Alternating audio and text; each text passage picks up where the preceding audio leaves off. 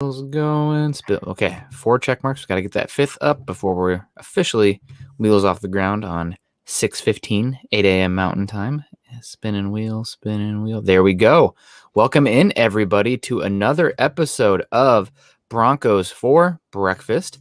I am Nick Kendell, and joined by my friend and co-host Scott Kennedy. Scott, good morning to you. How are you doing?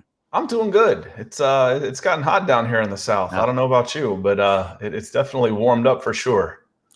Yeah, no, I think I have to be a Seattleite and say it's always cold here, it's always rainy, and do not move here because there's you won't have fun. Nah, it's been rainy. We got a big couple storms the last few days, but it looks like it's going to be really nice through the rest of the week. And summer in the Pacific Northwest doesn't get any better than that, honestly. So yeah, guys, follow us on Twitter at Huddle Up Pod, and of course the mothership at Mile High Huddle. You can follow Scott and myself also.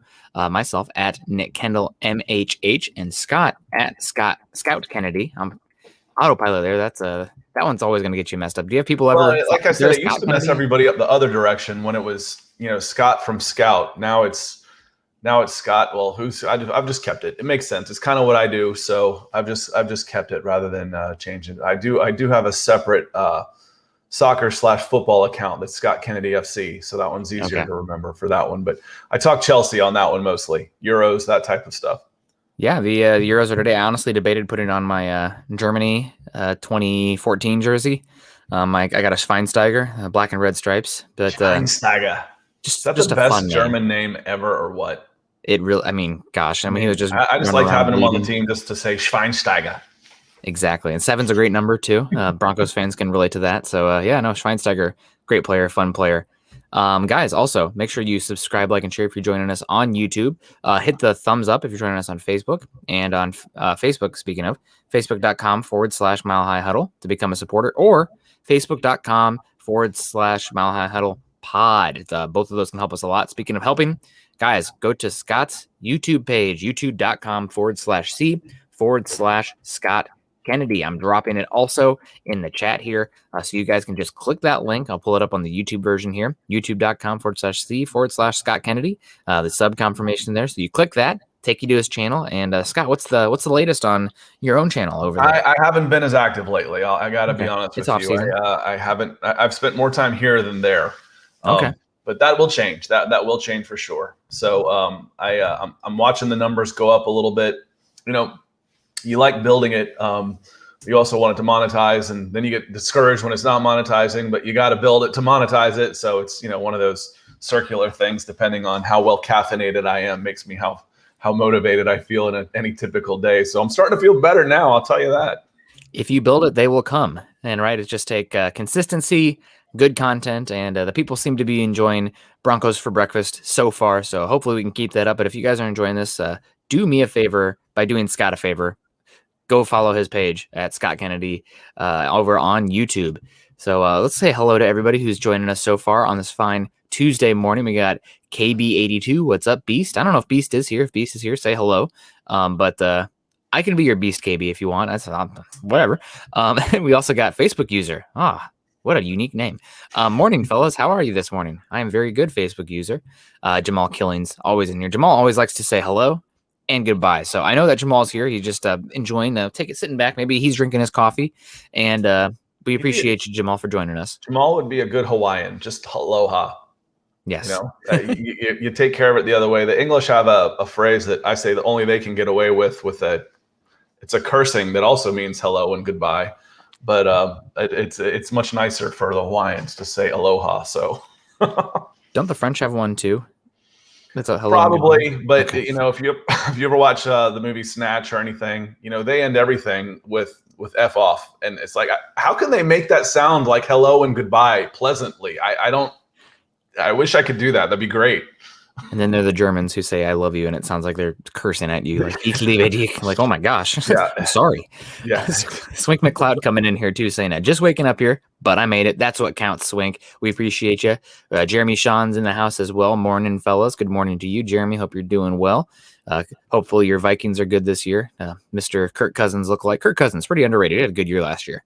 Bob Skinner in the house. Morning, Broncos country. Good morning to you, Bob. Hope you're well. Dave Glassman, also good to see you. Morning from over on YouTube. We got Kevin Gray coming in. Good morning, guys. My first time live. Well, Kevin, hopefully you can join us in the future and going forward, but we are very happy to have you right now. So appreciate it. And also, we're the morning shows, right? Tuesday and Thursday, but there's a lot of different shows. So hopefully you can join those ones too. We got, man, there is not enough vowels on this to try to pronounce it. Stinkidim. Okay. Morning, guys. It's Stone Cold Tim is what it is. He cut out the vowels and he killed me. It's Stone Cold. So I'm a skimmer. I'm a skimmer. So to my only read about every other letter anyway brain, it looks like Stone Cold Tim to me. I prefer Stinkidim. Stone Cold Tim. Morning, guys. Hello, Broncos country. Dave saying working, so I can't chat. Really appreciate an audio only live stream. Really would appreciate an audio only live stream. Well, you'd have to talk to Chad about that one.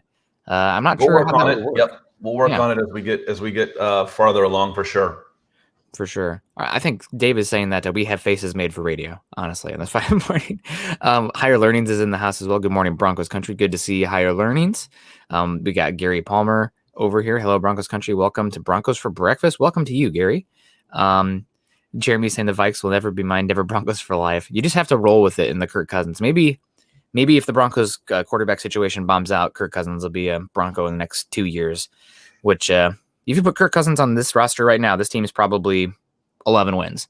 Just is what it is. So Higher Learning's coming in here too. Haven't been up for the show in a while, but congrats for Chelsea for winning the Champions League, excuse me.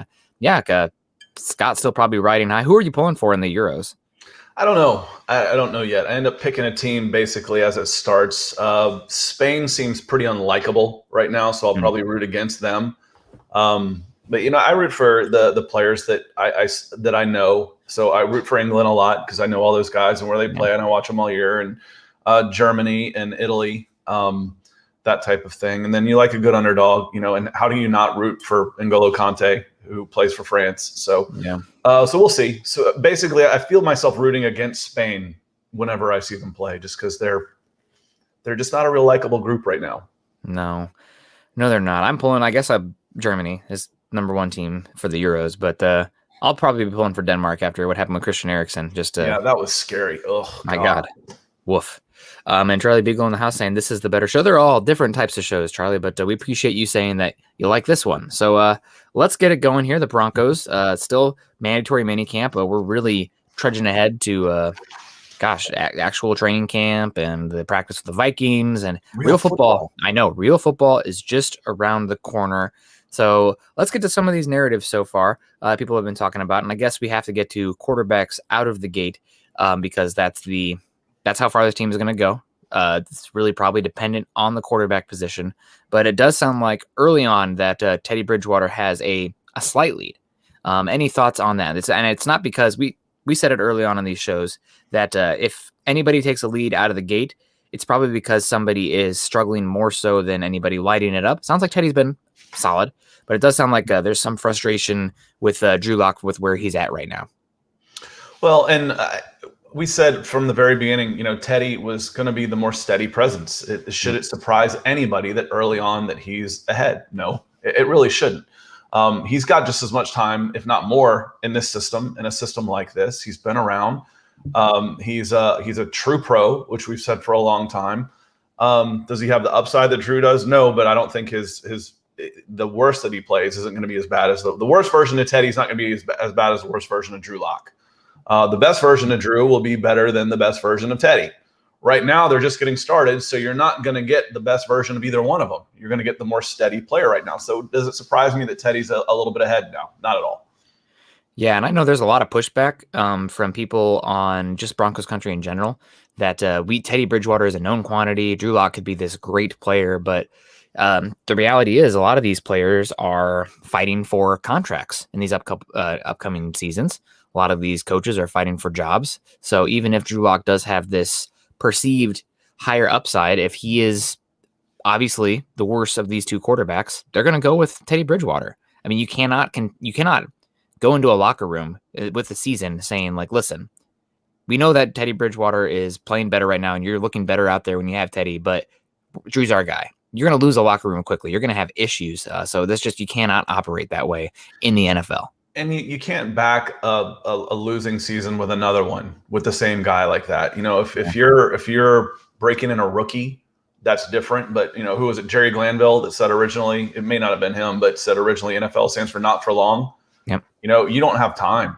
You don't have time to go out and break in a new guy if you're coming off a losing season and this is your second year. You gotta start winning. You gotta start showing the trajectory in the right direction. So Drew Lock's not necessarily the guy at any stretch of the imagination. So, we've talked about this, every time we start talking quarterbacks is in 2 years, Teddy Bridgewater is not going to be the quarterback. So it'll either be Drew Lock steps up or it's going to be somebody else.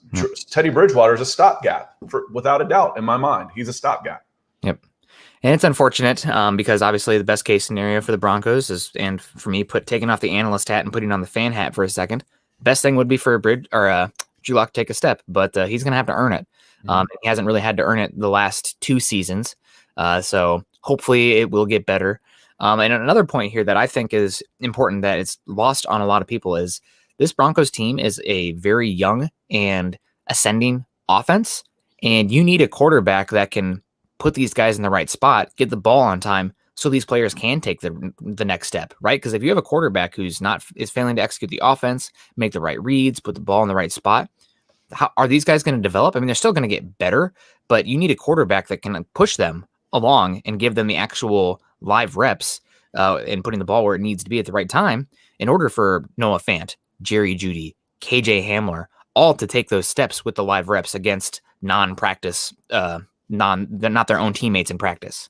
Yeah, nearly every single player that I talked about when we went back a couple weeks ago and started talking about breakout players, dark horses, most improved, that kind of stuff, it all depended on the quarterback play. So, that's what we have to be watching for. So it's important for sure, and it's the most scrutinized position in professional sports outside of a point guard somewhere for the Lakers or someone. I don't know, but an NFL quarterback, there's only 32 of them. A starting quarterback is one of the most high pressure, high profile jobs in professional sports. So it's going to be scrutinized constantly. And Tim Durr, you are not showing up as Facebook user anymore. So glad to have you, Tim. Yeah, absolutely. Charlie's got a good question here. Why do we acquire so many guys with missing appendages? We just got to get Jason Pierre-Paul, and then we'll have the missing appendage bingo going here. So now he's happy. Hopefully he wins a few more rings. I don't think he's in danger of having more rings than fingers, like Brady over there, but in a different way. Matt Henry coming in here over on Facebook as well with the beautiful sunset picture there. Good morning, guys. Love this show. Well, Matt, we love you. Corey coming in. I heard somewhere that Drew is already taking snaps with the backup squad. Is this true? Well, both guys are taking snaps with the backup squad because they're getting first and second team reps. Drew had the first team reps out of the gate, but it's been back and forth so far. And even if it's like I don't know. Did you play N64? Are you Mario? No, I was a Sega guy at that point. Sega? Okay. Yeah, I was a Sega Genesis at that point. Okay, well, so right now the race is the lights had just went off and Teddy Bridgewater got the boost out of the lights saying go, and Drew Lock's wheels spun. He's kind of stuck there for a second because he mistimed the go. So Teddy Bridgewater's in the lead, but we're just out of the start gap, right? So that's even if Bridgewater is winning, I wouldn't put too much weight on it because there is a lot yet to go. It's still notable, though, especially when you are on the 24/7 news cycle that we find ourselves on this time of year. No, and I'll say it again just because we haven't been here for a while. We're not going to settle this quarterback race in the preseason either. No, the quarterback race and the scrutiny is going to happen snap of day 1, snap of week 2. It's going to go on until somebody locks it down, no pun intended, and makes that job their own with, a couple of weeks of 12 touchdowns and 2 interceptions. Then the number 2 guy is going to be talked about all year. It's just the way it's going to be. Yep. Absolutely. You're 100% right. Higher Learning saying, I think they take turns. We got Gary Neighbors in the house. Go Broncos #1. Gary, over on YouTube, you're #1. Guys, if you're joining us on YouTube today, please like, subscribe, and share. We got Vic in the house, too. I actually saw Vic on, I believe I saw him on Twitter this morning, like and share the the feed as well. So thank you very much, Vic, for liking, subscribing, and sharing. Jeremy coming in here saying, talking a little Euros here. If you don't like Spain, then you don't like beautiful soccer. Always the smaller side. It's like the Broncos O-line at 250 pounds. By the way, can you tell I am Spanish? Ooh. All right, I'm going to take 10 seconds on this so we don't lose That's all fair. of our football people. Possession without purpose is boring. I'm sorry. They don't have the Spain side of old. There's a different side. And two, Alvaro Morata is just painful to watch. Just painful. And even a Spanish person can agree with me on that. Now we'll move on. Charlie coming in again saying, hello, my name is Charlie and I'm a lockaholic. Well, admitting it is the first step. I'm just a footballaholic, and I'm dying for a, I don't need to make any puns in this regard, but good quarterback play. Let's just get some good quarterback play here. Tim Durr saying, I agree, but I don't like the price tag for Rodgers given his age. Scott, let's lean on this one for a second. Mm-hmm. Aaron Rodgers, obviously, it sounds, I think it was Ben Albright yesterday. Earlier, he said the Broncos' chance for Aaron Rodgers was 50-50. And just yesterday, he said 60-40. So it's moving up, according to Albright. And he's very connected. So what do you think of Tim here? Obviously, when you bring in Rodgers, you're giving up some capital, and it might hurt you, 5-6 years from now. Might. But my God, again, going back to Mario Kart, you're stuck behind the starting line even because you can't get out of the gate without the quarterback. It says, I don't like the price tag for Rodgers given his age. What's the price tag? Let me see what you're giving up first, because Aaron Rodgers, and you're talking Super Bowl this year. Yeah. Probably next year. Yeah. You start talking Super Bowl this year. So if you're giving up draft capital, it also means you're bringing in you've got more money for free agents. If you're playing with Aaron Rodgers, you're bringing in better free agents who are willing to take a discount. So it's not a zero-sum game here. Plus, drafts are unpredictable, where you can get human nature is unpredictable. Even free agents don't work out all the time. You're still dealing with human beings. But if you're spending that money on free agents instead of on untested rookies coming out of college, that's not necessarily a bad thing when you've got a team that's ready to win and win now. How high did the New England Patriots? What's the highest draft pick they've had forever? They're not making a living in necessarily at the top end of the draft for the last 15 years. They were doing it with the core and free agency and good signing and good schemes and arguably, maybe not even arguably anymore, the greatest quarterback of all time. Aaron Rodgers has 5 or 6 years at that level. Mm-hmm. Would you give a first-round draft pick basically every year to have Aaron Rodgers play at an MVP level? Yeah. Yeah. And you can afford him too. You're not losing anything right now at the back end of the cap. So, what's the price? And could it be too high? I don't know. Obviously there's a yes to that, but if you're talking 2 or 3 first-round draft picks to be making a deep run theoretically into the NFL playoffs and going for another Super Bowl over the next 3 or 4 years, that's not too high a price, in my opinion. Yeah, Rodgers is still probably got 3 to 5 good years left. He also he had years not playing, right? So maybe his age of falling off is farther down the line, given he didn't really start for the Packers until 27 years old, 26 years old, because Brett Favre time there. So, I would be interested. Also, another thing about that conversation is as long as you're not giving up crazy player capital as well as draft picks, if you're giving up 3 first-round picks, that's the key. If it's draft and money, that's all hypothetical. That's all what ifs. That's all opportunity cost. Yep. That's not losing Bradley Chubb and possibly 10 to 12 sacks. You're losing opportunity cost, but look, what are you gaining in return? Yep. And those picks are going to be, odds are, unless Rodgers goes down, those picks are going to be in the 26 to 32 range. I respect your opinion, Tim, and we appreciate you joining us today. I would push back a little bit on that one, given where the Broncos could go. Would you go back and rather go? Like we said, we've certainly seen the difference. We had this discussion last Thursday between Deshaun Watson and Aaron Rodgers. There's certainly more hesitation because of his age, without a doubt, Tim. You're absolutely right. There's certainly question marks there. It's not a no-brainer. It's not a for sure, without a doubt, pay any price possible. There's questions there. So that was my first question. If you say the price is too high, well, what's the price? Yeah. 3 first-round picks scattered over maybe, I don't think you can even go that far. You can over go 4 for years. first round picks only when the actual draft is on the clock. That's the only time that you have 4 available. Right. So, what's the price too high? But we had a question come in based on a mock draft that was put out on quarterback JT Daniels from the University of Georgia. I haven't watched a ton of JT yet. I will this year. He didn't play a ton last year, but when he did, he lit it up. He came in and was 4-0 as a starter, 12 touchdowns, 2 interceptions, out of California, came to the SEC, moved down here. So I'll see him a lot this year. I'm so far behind on 2022 draft that I haven't even started. So my wheels are sitting there spinning too. So as we move into the season, that's why I said I can't wait for real football.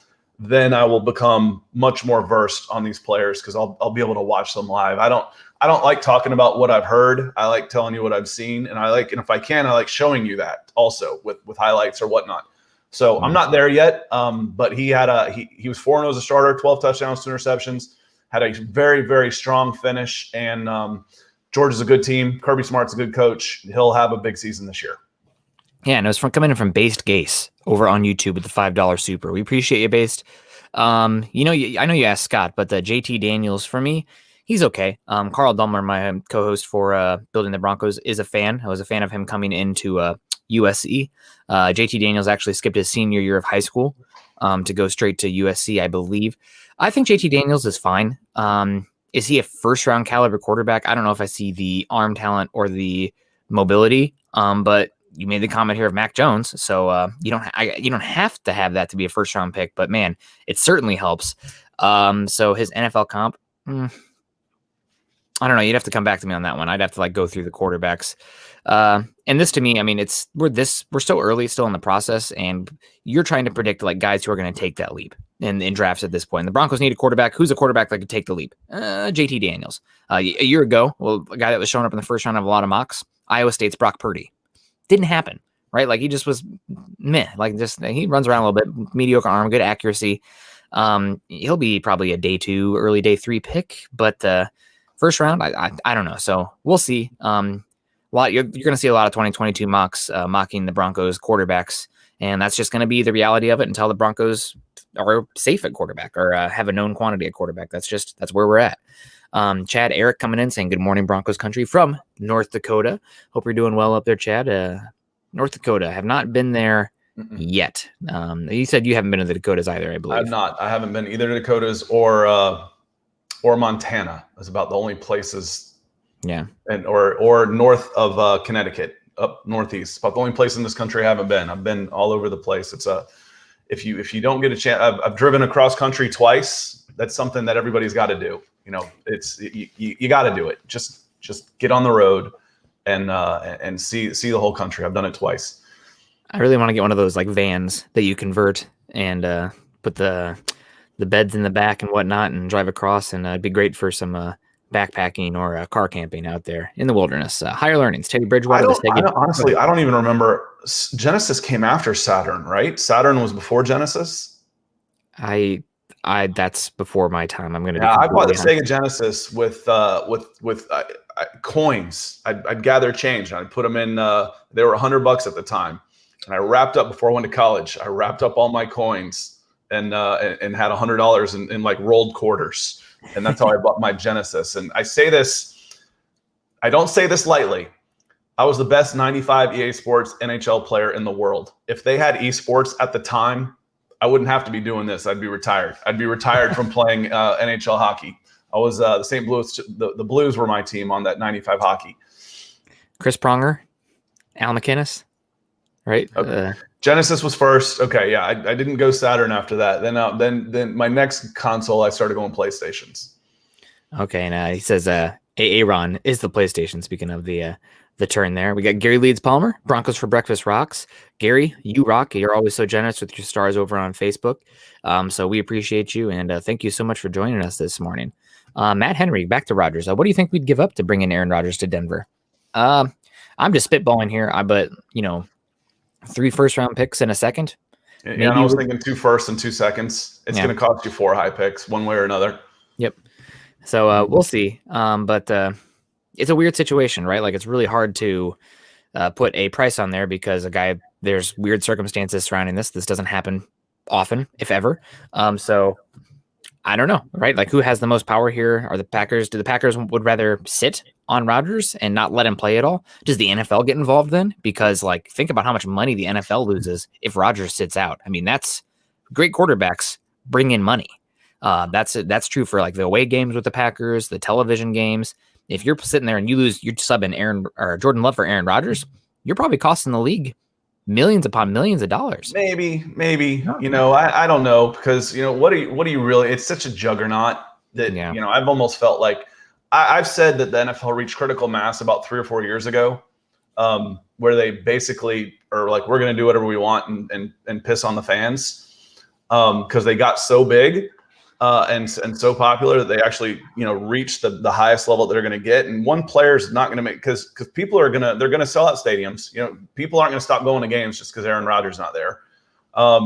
For the television contracts are already locked in, so that's not really the league's business by any stretch of the imagination. Now, you certainly don't want you don't want him sitting on the bench if you're the Green Bay Packers, regardless.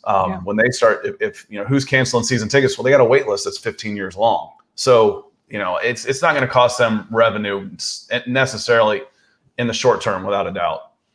Well, I know that for the Broncos specifically, they have luxury boxes that they get to keep 100% of the profits. The general admission and whatnot has to be split with the league. So when Peyton was there, those luxury boxes were sold out every single week, and they've had a hard time selling those since then. And because of those luxury boxes selling out, the Broncos were able to add a bunch of new facilities, and they got a lot of money from that, which hasn't been the case recently. So would be nice if the Broncos were winning football again and a little more interesting. So not that you guys aren't interested. This is, no offense to the Broncos, but the Packers are a different animal. That's true. Small market, but it's a small market, but it's small. It's a limited supply. Like I said, there's people that have been on waiting lists for their lives, for decades, to try and get Packers tickets. And correct me if I'm wrong here, because I probably will be, but they're in an older stadium.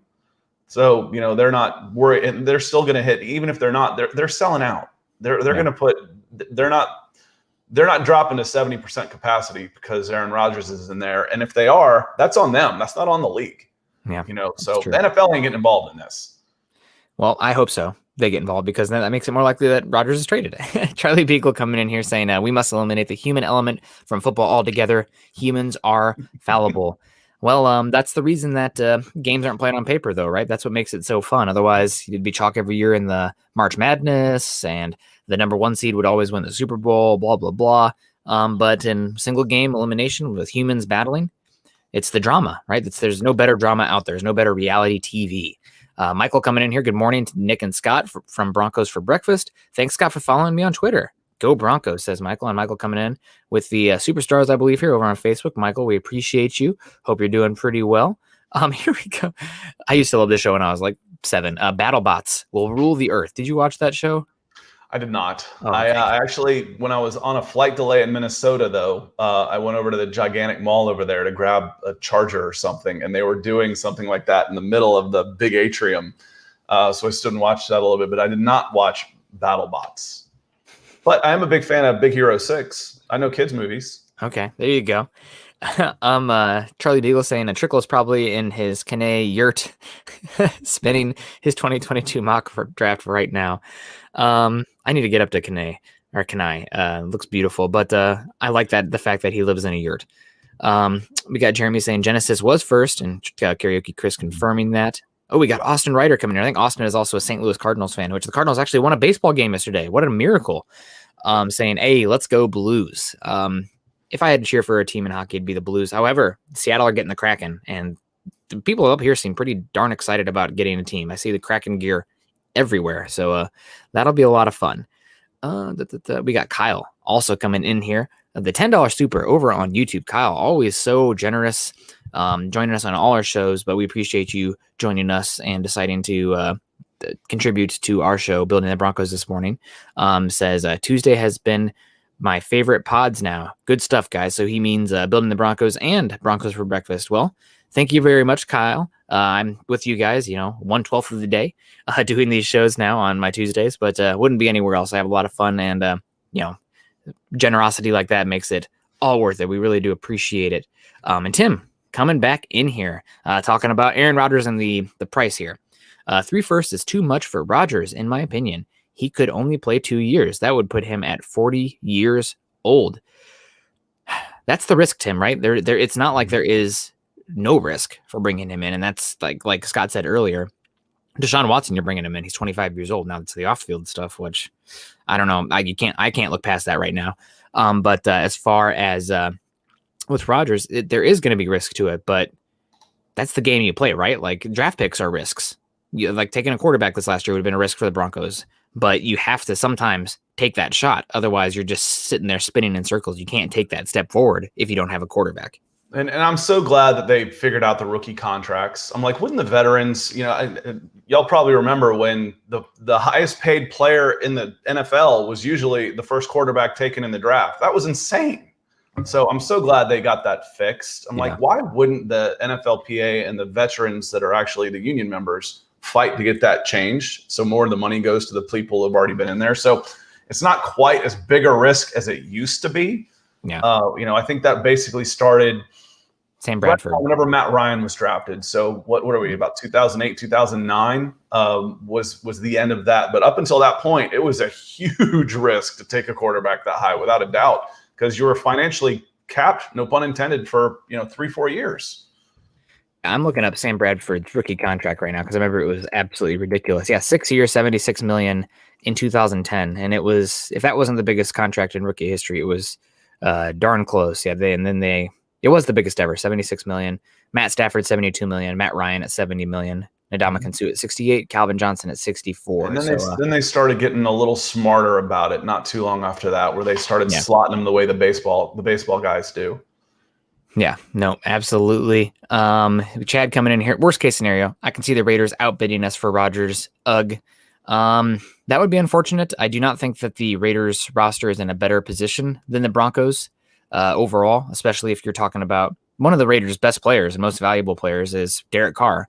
And obviously getting in Aaron Rodgers is an upgrade, but it's not like it's going to be this night and day difference for the Raiders like it would be for the Broncos. Like, no joke. It's not to the same extent, but like going from, Drew Lock last season, where he was a bottom 3 quarterback last season, doesn't mean he's going to be that, guys. Just context there. Going from that level to Aaron Rodgers would be similar to Tim Tebow in 2011, which, even though the Broncos made the playoffs, how? God, that still doesn't make sense. To Peyton Manning in 2012. Like, that's the type of level turnaround you'd see there. And I would expect to see a similar turnaround on the wins and losses as well. Obviously, you have the Chiefs here, which makes it a little bit harder with Patrick Mahomes. But like you said earlier, Broncos, Aaron Rodgers giving up draft picks. That's a Super Bowl contender with how this team is built right now. Yeah, and the other side of that is, would he want to go to the Raiders? Would Aaron Rodgers want to go to the Raiders? No. I have trouble seeing that one a little bit. Yeah. Apparently, I don't know who heard this one, but a lot of Rodgers stuff coming out was they tried to push the hands for the 49ers. Like right when the draft happened, that 3rd overall pick, there's a lot of value there. And to get over to Kyle Shanahan, that makes more sense. That makes a lot of sense. That makes more sense to me. But the Raiders, that doesn't make sense to me. Yep, exactly. And once the 49ers drafted Trey Lance, that probably went out the window. But now it sounds like it's probably Denver or bust if it was going to happen. We got Jeremy Sean coming in here saying 3 firsts is a no-brainer. You do it 100 out of 100 times. I'm with you there, especially because those are going to be late round picks, and the Broncos have been better with their first round picks lately. But like, would you give up Shane Ray, Sylvester Williams, and Bradley Roby for 4 to 5 years of Aaron Rodgers? Yes. I don't know who could say no to that. Yes, you would, of course. So there we go. And we got Gary Palmer saying, I am on both platforms. Hilarious. Well, Gary, if you're on both platforms, like, subscribe, and share. No, but both Facebook, YouTube, Twitch, whatever. That'd be very helpful. We appreciate you, Gary, coming back in there. We got a Broncos 17-0 with the super sticker because we do not have our Bawana Beast producer in the background. I'm just going to have to imagine what the super sticker is. And it's gotta be a dancing pair, right? A pair waving. Broncos 17-0. We certainly appreciate it. I'm picturing a dancing pair in my mind. That's Muhammad Badri loves that pair. She thick. That's all I'll say. She thick. And we got here. Yeah, I would give up 3 firsts for a chance at multiple Super Bowls. And it's not like you're picking top 10 if you have Aaron Rodgers. That's the difference there, I think. Yeah, you're looking at 25 at best when you're Yep. on the other side of that, right? That was my comparison with the Patriots. The Patriots are drafting 25 to 32 the whole time. So they're not drafting up. It's not like you're giving up, a top 10 pick every time. A true, you can still get difference makers later on the draft. Don't get me wrong. But when you're thinking about the draft, you're thinking about the top 10 players as true franchise type players, and you're not drafting there. You're not going to be in that neighborhood if you make that trade with for Aaron Rodgers. And it sounds like from everybody really connected to the team that Broncos, if they win into the season with Teddy Bridgewater and Drew Lock, they'll manage. They'll be fine. They'll do it. But make no mistake about it. If Aaron Rodgers is available, the Broncos are going to make a push for that. So look for that. We got J.R. Whitehead coming in over on Facebook. J.R. corrected this with a different type of post about kind of making light of Deshaun Watson's legal troubles. And I think we can just say on that is if he's cleared, the baggage will be left behind. Hopefully. Yeah, I see that now. JR, you're going to get me in trouble. Be careful. Thanks, JR, though, for the comment still.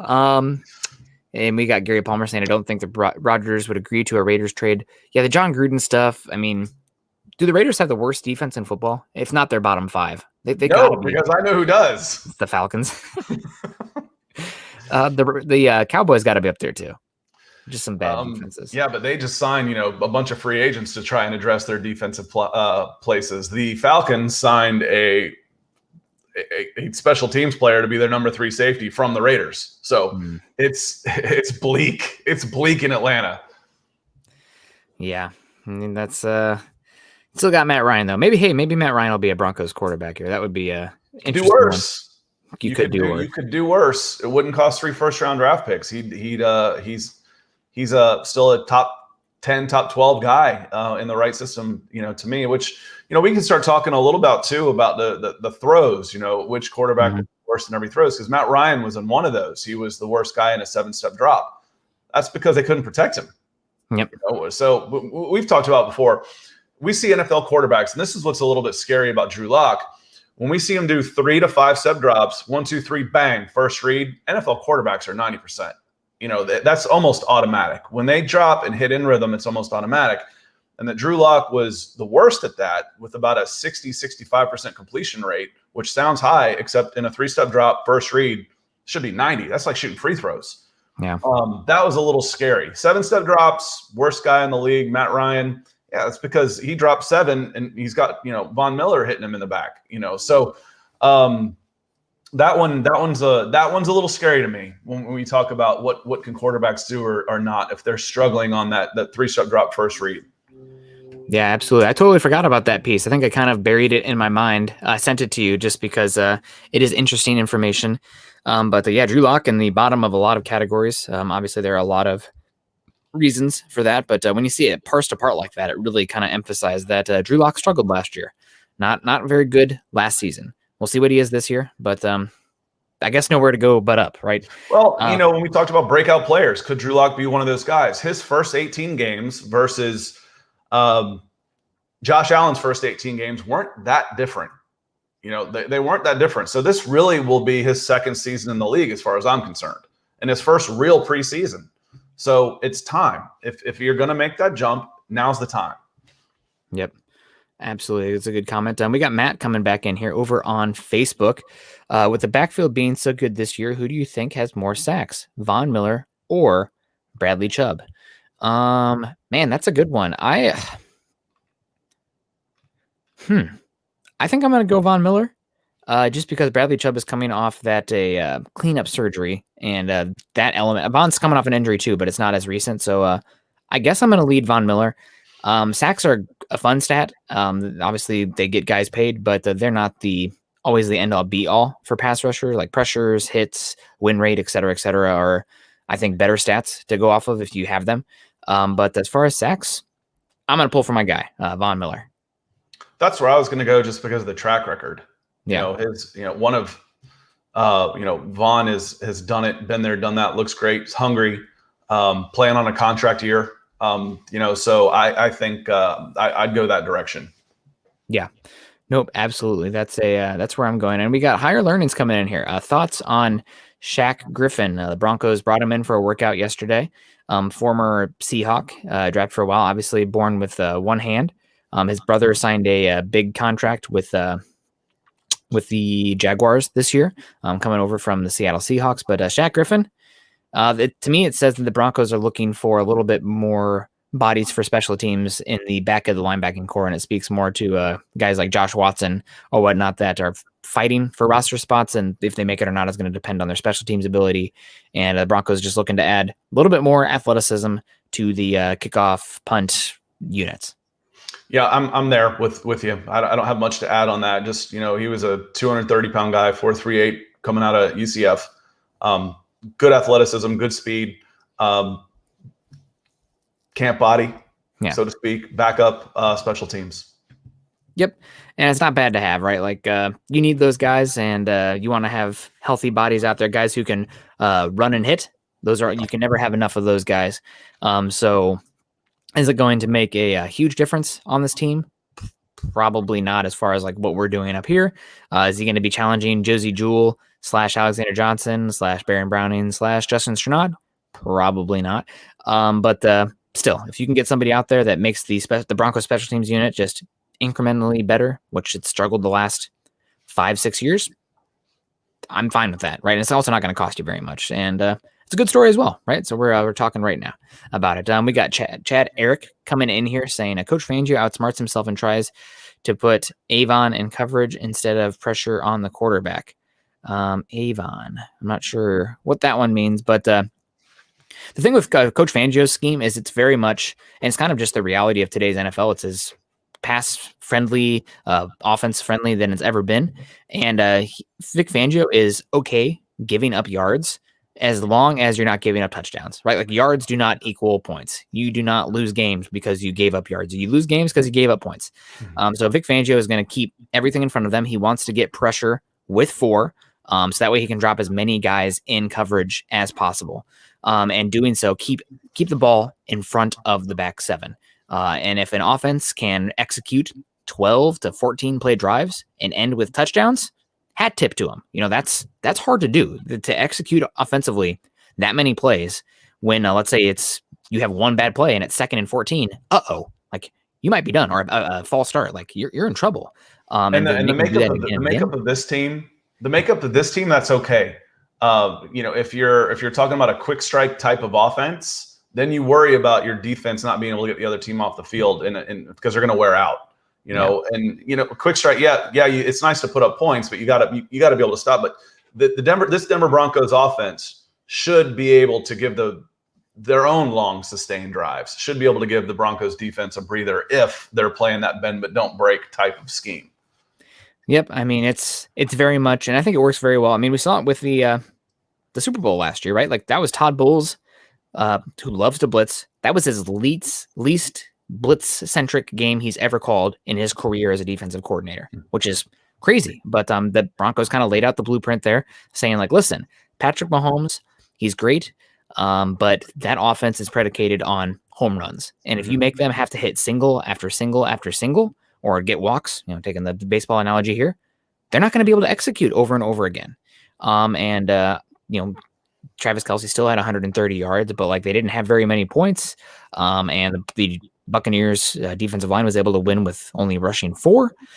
So I think that is the blueprint for now of beating the Chiefs. Now you have to have an offense that can dictate a little bit, score some points and control the flow. If you have a totally anemic offense that's turning the ball over more than anybody in the NFL, don't really care how good your defense is, you're not going to be able to beat the Chiefs. But I definitely think there is something there for a Fangio. I think a lot of people have like, the 3 and out, like the suffocating defense.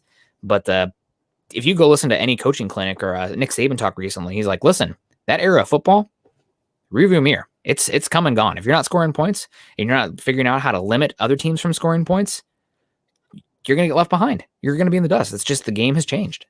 Yeah, the rules have changed to favor the offense, without a doubt. And as several people have pointed out on Chaz, that quick typo was putting Vaughn in coverage. Fangio tries to outsmart himself and tries to put Vaughn in coverage instead of pressure. So we had several on Twitch, YouTube, Facebook, all jump in on that. So appreciate that. And, there's one of the comments I wanted to talk about was, just sorry to beat the Aaron Rodgers horse to death. One quick comment on that was one of the comments in here was, once you've hosted Jeopardy and gotten that taste of fame and, you're the Aaron Rodgers double check discount guy and you're doing all that, then you're not necessarily as itching to go get buried under 300-pound guys. And yeah, that makes sense. But there's also something to be said for, I'm almost done, and it's scary. As you get older, you'll understand that a little more. Yeah, it might be a little harder, but you also start to realize this is my last chance. I'm almost done with this. By God, I want to go out with a winner. So I think there's the competitive drive in there, especially for athletes that have made it to this level in this league, in the toughest sport in the world, that they don't want to quit. They want one more shot at it. Yeah, no, legacy is a big one, right? Like only winning one Super Bowl with how good Aaron Rodgers has been has got to be frustrating, especially when you see Tom Brady go out there and flip to a team. That team goes out there and does everything they can to win in that window, bringing in Antonio Brown, Robert Gronkowski, et cetera, trading up for Tristan Wirfs, and going out there and maximizing that window where the Packers are like, oh, we're going to kind of, keep it cool. Like we're competing. We're good. That's got to be frustrating. And Jeremy and Charlie, the ones talking about the hosting there. And I really think it comes down to legacy overall. Let's get to Matt Henry here real quick. Do you guys think Patrick Surtain, the second, can be a top 5 cornerback in the league in a few years? Yeah, I do. I think that he's not going to be Jalen Ramsey out there as far as like what he's able to do on an island. I don't think he has the same level of twitch or fluidity that a guy like Jalen Ramsey has to play on an island, but cornerbacks, especially within this scheme, they're a cog in the machine. And I think Surtain, it's kind of like Nnamdi Asomugha, right? Like when he was asked to move out of that Raiders cover 2 heavy scheme and do a little bit more like man coverage on an island, he struggled. But in that cover 2 scheme that the Raiders were running at that time, he was phenomenal. Top 3 cornerback in football. Yeah, and you ask, can he make more plays? Because, will he make more plays in front of him? At the line of scrimmage behind, blowing up screenplays, blowing up slants, that type of stuff is where he's really going to excel. So yeah, absolutely. I think he can be a top 5 corner. I don't think the Broncos would have taken him that high if they didn't think he could be a top 5 corner in this league. So I firmly believe that. Yep, absolutely. I also think that he's very versatile, and Vic Fangio asks his defensive backs to do a lot of different things. And there's some talk that Surtain, in big nickel packages, he could play the slot, he can play the boundary, and there's some plays where he could even maybe play some safety reps. So he's smart enough, he's athletic enough, he's got the body type where he could pretty much do anything you want. I'm not sure about the box reps, but they'll probably use him for some of them. So it will be really interesting to see. We got Facebook user coming in here, being very positive, saying smash the like button 3 times, love the show, and then asking the question behind the blanked out profile pic there, a Facebook user. With our defense and a steady offense, we are going to be dangerous. What do you guys, I believe he meant think. Then he was going to say, let them hate. He will do great this year. Our running game to help him out. I think he's talking about Locke. The running game should help out, and hopefully the offensive line will take even further steps forward. They were average last season overall, which is enough to get it done. They're better than the Chiefs offensive line. The Chiefs offense went all the way to the Super Bowl. So, is what it is. But the run game definitely should help. And if the Broncos quarterbacks are struggling at all, at least the Broncos can kind of like pull it back and play 1980s, 1990s football where it's like, listen, we're going to hand the ball off. We're going to play good defense. And if our quarterback isn't putting up Star Wars numbers, at least we're going to be in the games in the fourth quarter, and we can definitely squeak out some games at the end as long as we are executing and not making mistakes. And Ninja Cow 410 has a good Saturday Night Live quote, and it made me kind of laugh a little bit. The daily affirmation, I think he's talking about Drew Lock, but if that's a good age check right there. He's probably a Gen Xer. Ninja Cow's probably a Gen Xer, but with all the stuff on YouTube, you never really know.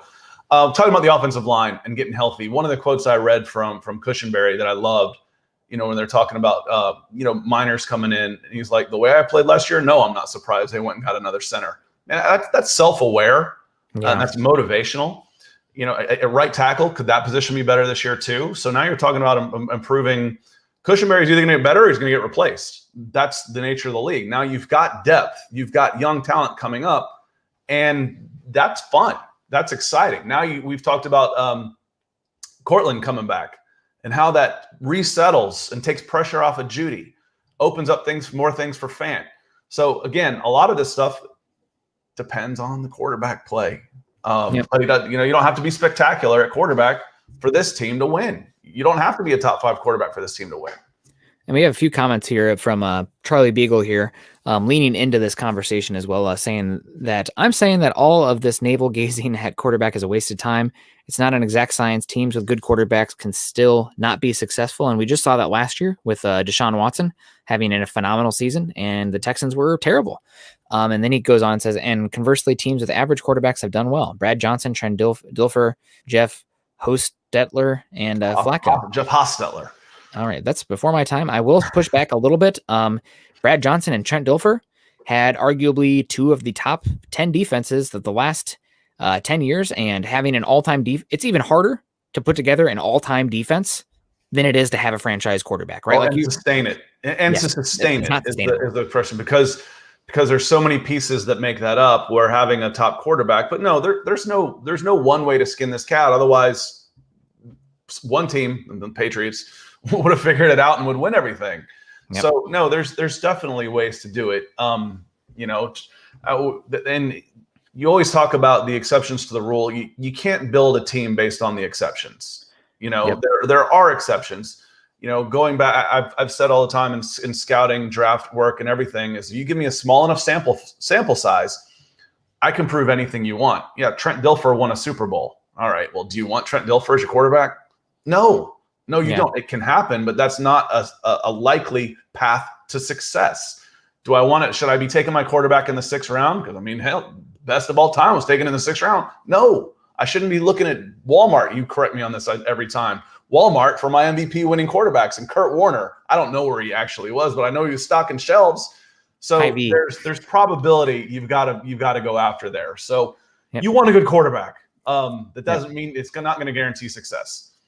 Yeah, and coming in here again, Charlie Beagle. We appreciate you, Charlie. And he said this is his favorite show, so I think he enjoys the back and forth here, saying the outliers and elites seem pretty much even to me. The thing is, and it's different than baseball and basketball, is that it's a single elimination tournament as well, so there's much more randomness that can occur. But and I'm sorry, I have to jump in on this one. It's also numbers.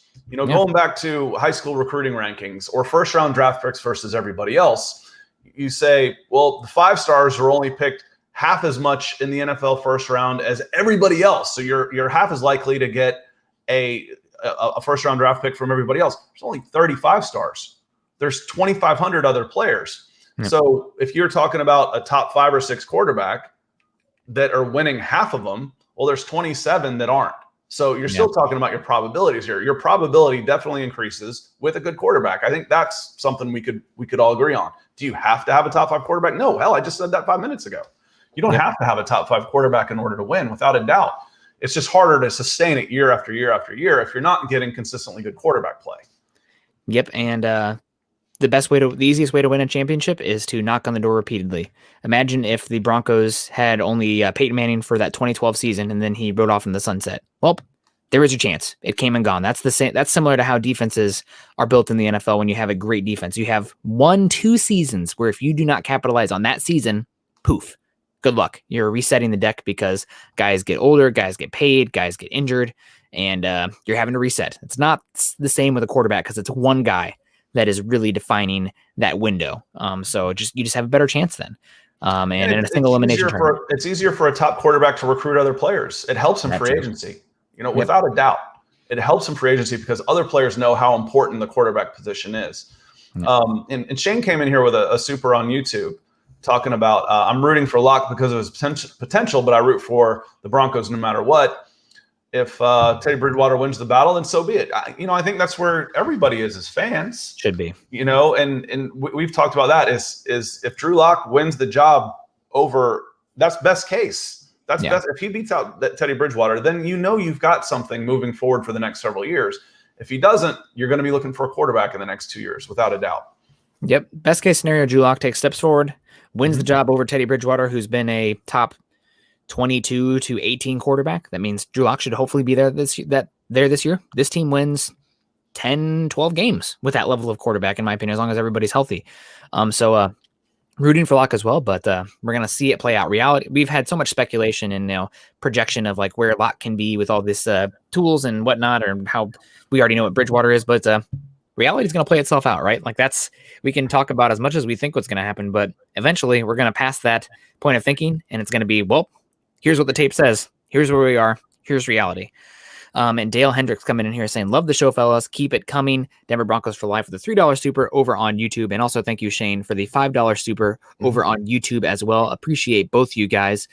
So it'll be great. And we also, Greg, getting in here late. What's going on, Greg? Wow, missed the whole podcast this morning. Shame on me. Greg, you're better than that. It will be on demand. We'll have other opportunities. We go about an hour. That's good dog walking listening for me. Yes. Oh man. Speaking to the choir there.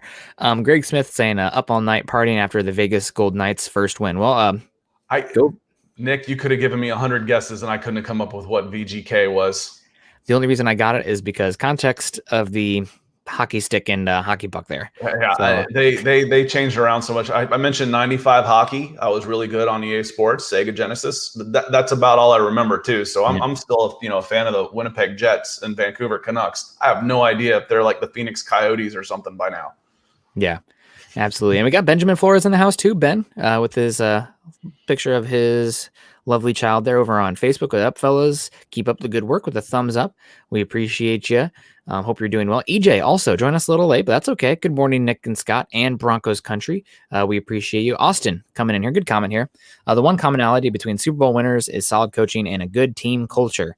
And that's a good point. But again, it's hard to really establish solid coaching or good team culture if you have terrible quarterback play. Because for me, Nick, it's also strength in the trenches.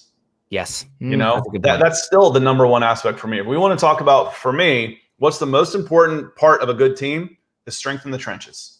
If I have a good offensive line and good defensive line, I'm going to be a good team. And I've given myself a chance. That to me is still the number one component of success for a good NFL team. Let me ask you, Scott, this because I think this is interesting. Would you rather have a top 10 offensive line and defensive line or a top 10 quarterback? What do you think is more, if you could pick one? For sure. I've seen a top 10 quarterback. I've seen a guy that's been an MVP not win Super Bowls. We see it every year. When we start talking about teams that are winning Super Bowls, they're usually pretty good on defense and can run the ball and protect the quarterback. Yeah, without a doubt. With maybe not a top 10, not a top 5 QB, but we see top 5 QBs every year that aren't winning Super Bowls. They might be, they're just not getting far enough. But I'm just going to go with an example close to home. Matt Ryan has had seasons where he's a top 5 quarterback, and if you can't run the ball, if you can't run out the clock, you can't stop anybody when it matters, you can't win the big ones. Yeah, I think I agree with you in a one season sample size.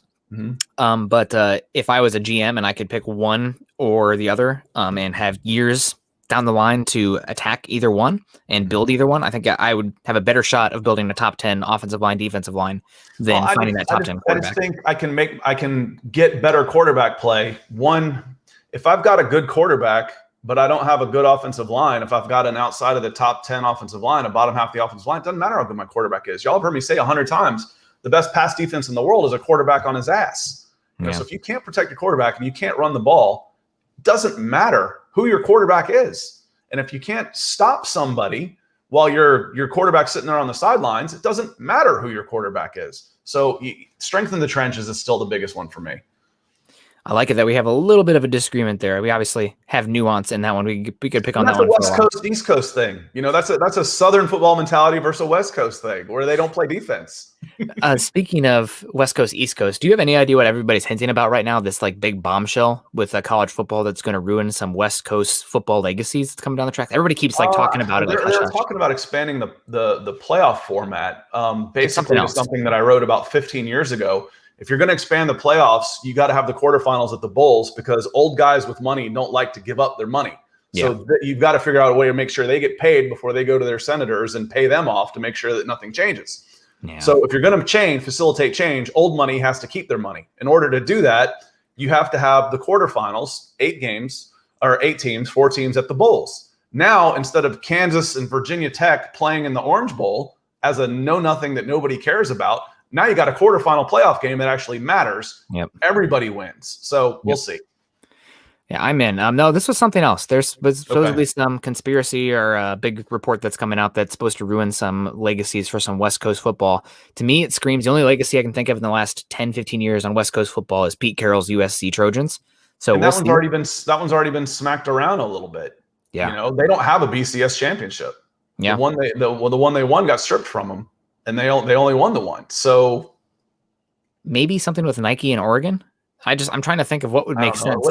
Oregon's new money when it comes into when we're talking about teams like that. Anyway, I don't know.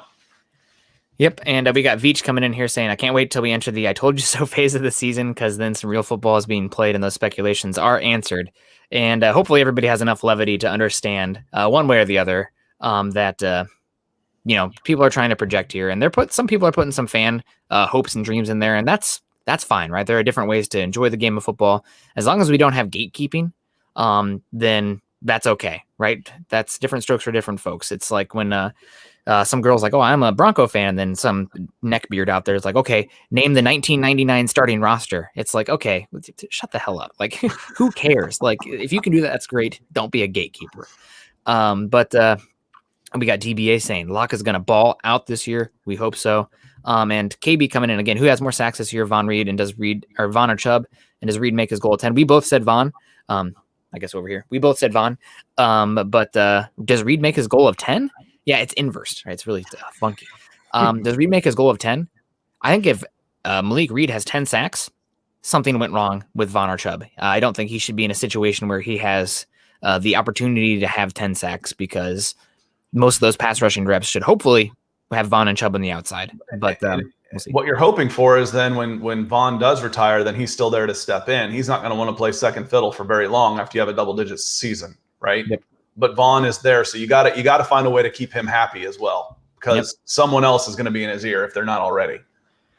Absolutely. All right, guys. Well, we are at an hour right now, so we appreciate the heck out of you, but we got to run. We got things to do. We got football to watch. We got dogs to walk, et cetera, et cetera. But that's going to do it for Broncos for Breakfast. Thank you guys so much for joining us today. And even before we get to our out reading here, I want to give a shout out to our number of people who donated today and contributed to the show, not only to the chat, but super chat, superstars, et cetera, et cetera.